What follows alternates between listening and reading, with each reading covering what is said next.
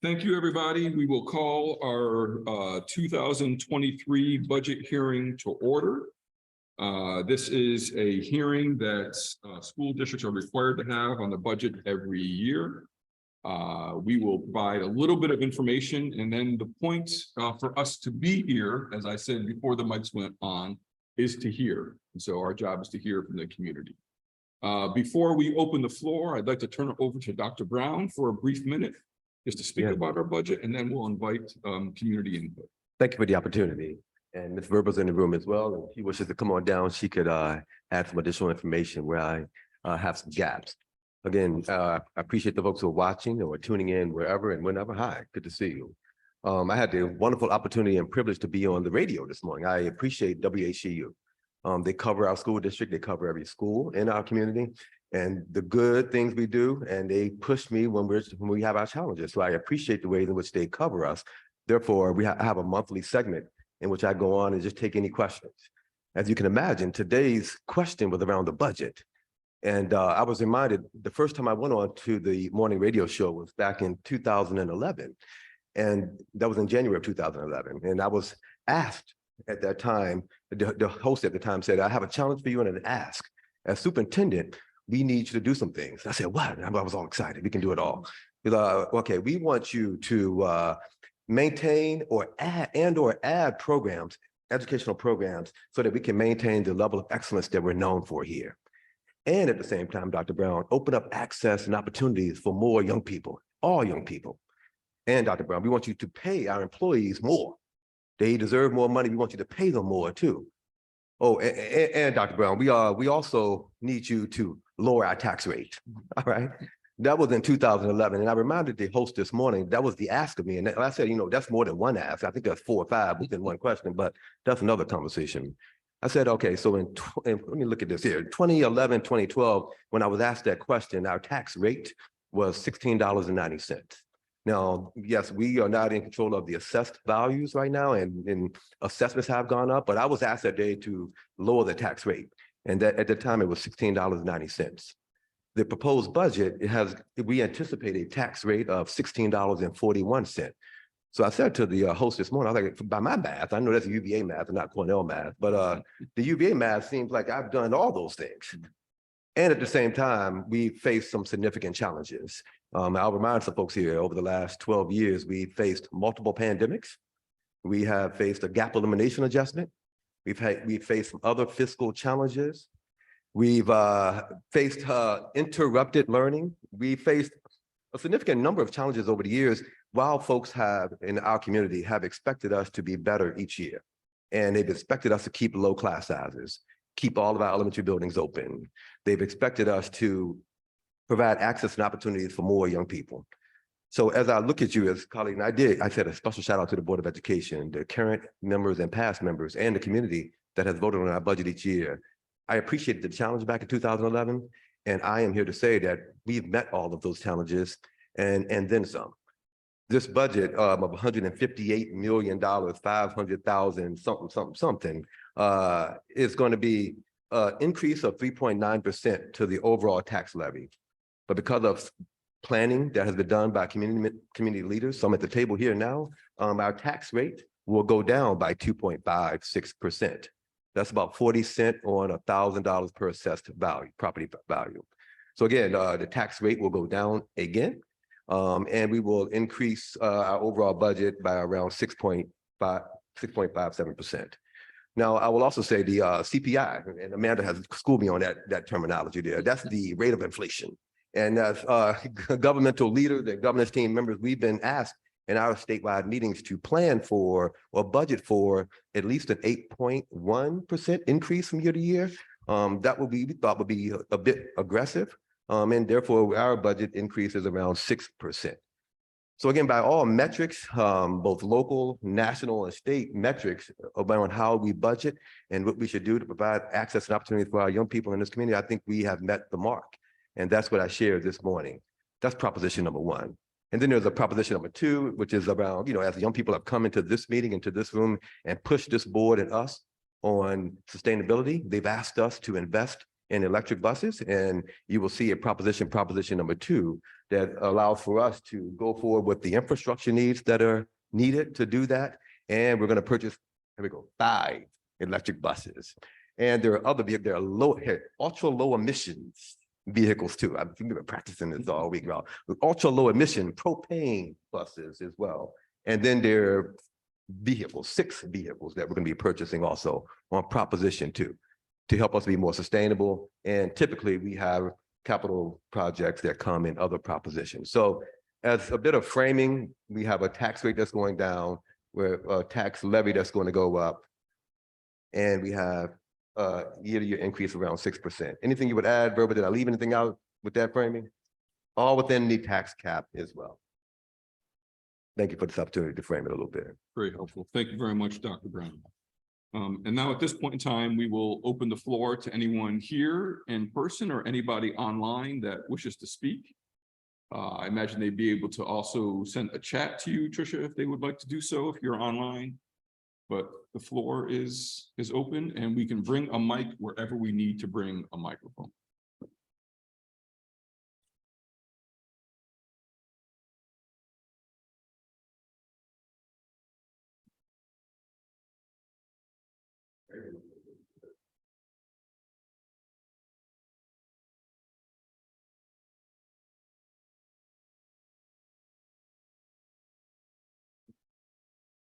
While we wait in the beautiful, awkward Zoom silence, let me fill some of the air by saying I know there has been community conversations about the budget, and I actively encourage all voters and all community members to get a hold of a board member and have a conversation to express what you're thinking and how you're processing it, and to obtain additional information. Some of the information I was hearing over the weekend was spot on, and I completely understood, and other parts of information I think need a little bit more of nuance and some depth or history to understand how we got here. School board members are not allowed by ed law to advocate for a budget, but what we can do is advocate that people vote. And as someone who has worked with the MLK Scholars Program for more than 20 years or about 20 years, I'm very much aware of the importance of the vote and the importance of voicing your opinions and your ideas through the vote. So I actively encourage all community members to participate in this upcoming election. Let your voice be heard. Tricia, anybody online? No one has a message or raise their hand. Sounds good. So we will sit here for a few minutes to make sure we provide opportunity and access. Folks may jump in at one point in time, and then in a few minutes, if there is no one here to speak, I'll ask the permission of my board colleagues that will close the hearing. But again, I actively encourage folks to reach out to school board members and read the FAQ page in particular on the budget. It's very informative. Thank you, Ms. Verba, to you and your team for another outstanding FAQ page. If I could add, we have had multiple conversations in multiple communities over the past few weeks. This morning, I was joined by Ms. Lang and Ms. Verba at the PTA council meeting. And there was a fruitful conversation about the budget. And, a particular member of the PTA council asked a question we had not been asked before, which he always does. So we're continuing to add questions to our FAQ page based on the feedback we received. Fantastic.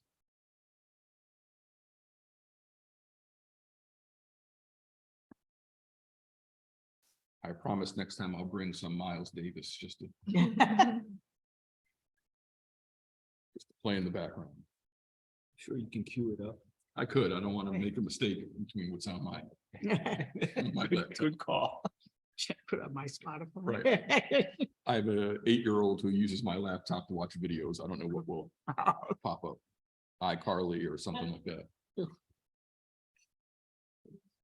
Grateful Dead, Remembrance of 1977. Aren't they streaming? Isn't that going to be Last streamed? night. It was last night, I apologize. So- and other places were streaming it. I was kind of surprised by that. And I was downtown on the Is that why commons last traffic was night. so bad? Oh my God, So tie-dye city. my father-in-law, It was crazy. so Fun fact, my father-in-law, my wife's stepfather, was at the concert. It was my husband, And my brother-in-law, for and the streaming event last night, and this is someone who never leaves the house. That important. They just make older people feel good. yeah. Oh, that's a bumper sticker right there. We'll give this another minute or so, folks. And again, please know, just if we close, the budget hearing does not close the conversation.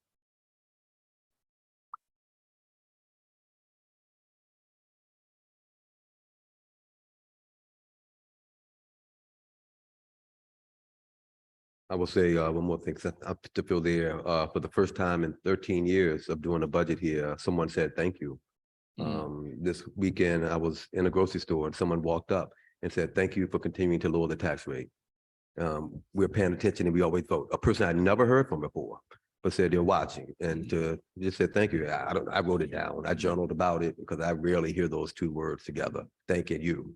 And particularly when it's in budget season. So just if looking for any anecdotal feedback, I've received some as a community member.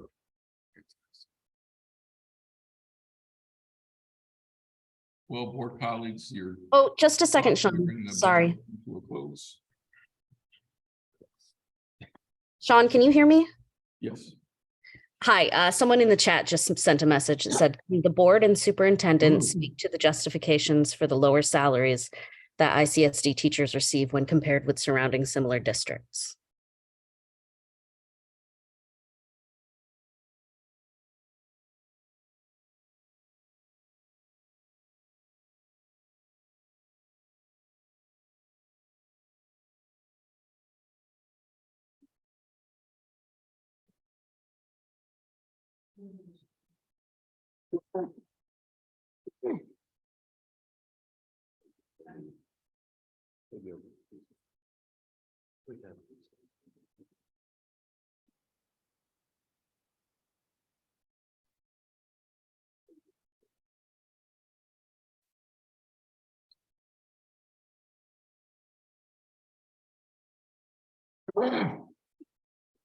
Okay, Sean. Yeah.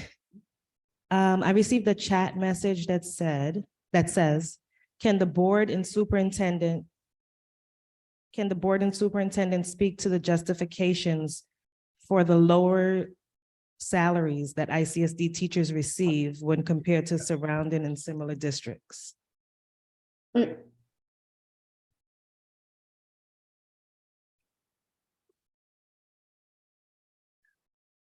You know, I'm a former kindergarten teacher and I work hard with the ways in which young people ask questions. And I caution them about asking leading questions. If you're truly inquisitive and wish to know an answer, ask a what or how question.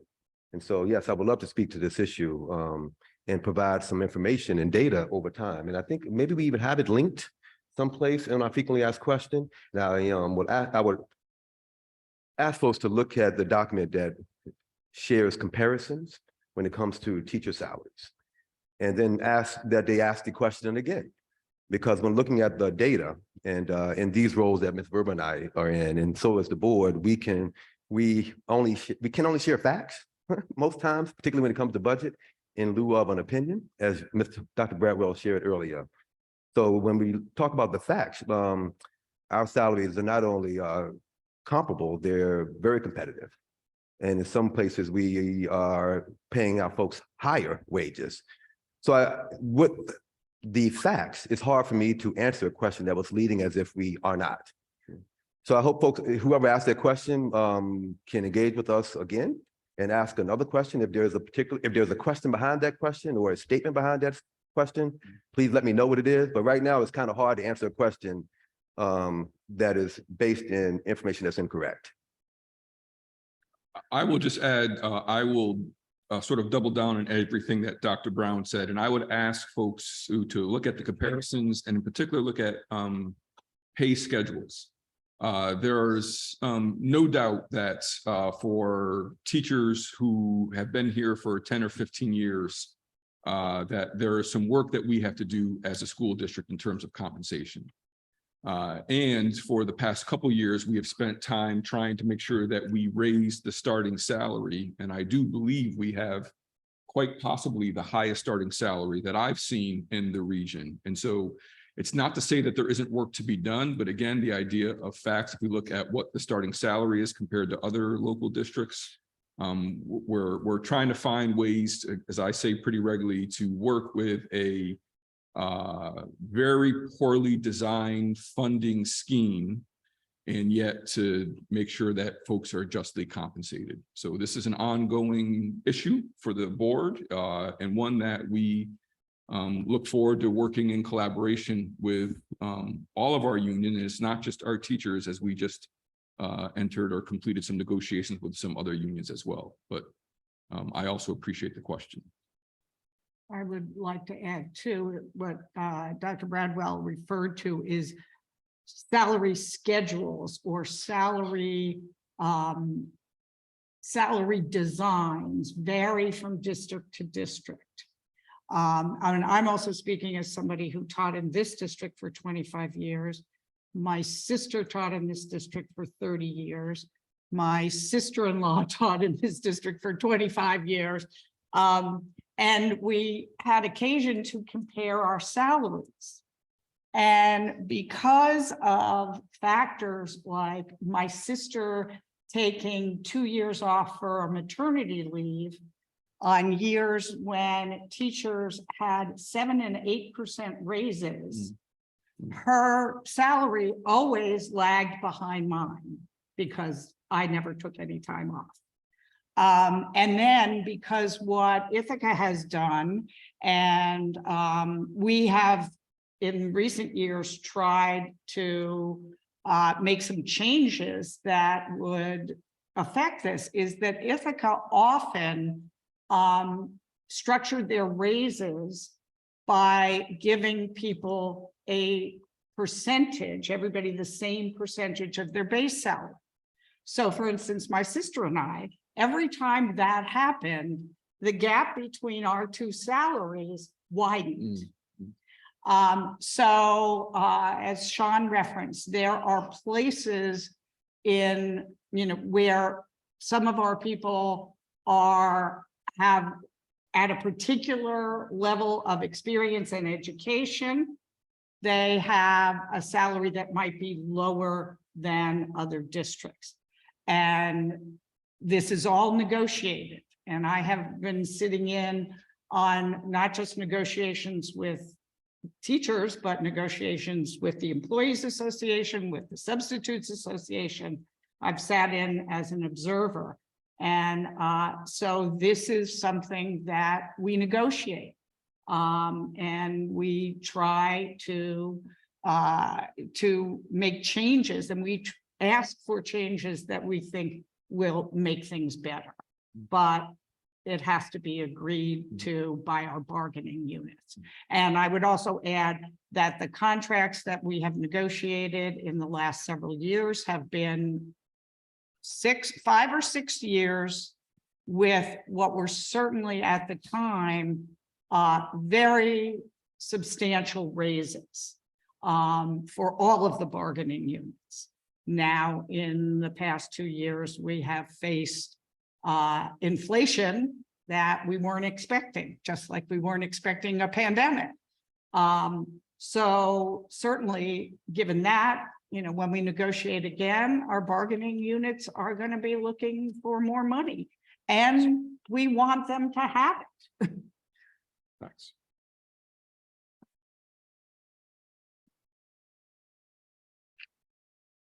Sorry, I think Moira partially answered the follow-up.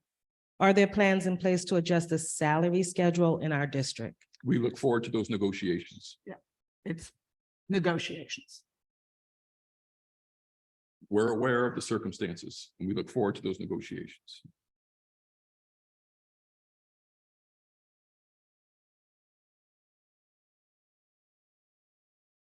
Maybe buy us t-shirt, y'all.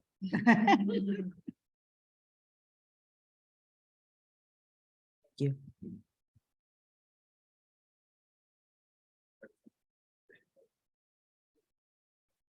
Here, thank you twice today, three times, not this week. Again, if folks, I know I said it already, but if folks have conversations, dialogue, I have to remind folks that all school board members have their email address and a phone number printed on the website, so you can always make a phone call as well. But reach out, let's have a dialogue and a conversation. Let's talk about where we find ourselves, and more importantly, collective thinking is the best way to solve situations from my perspective. So let's continue to collaborate and find better solutions. And Tricia, there's any more in the chat? Board members? With that, we will bring the 2023 budget hearing to a close, and I look forward to engaging with folks. Have a good evening. We'll see you in 7 minutes for a school board meeting. Great, thank you.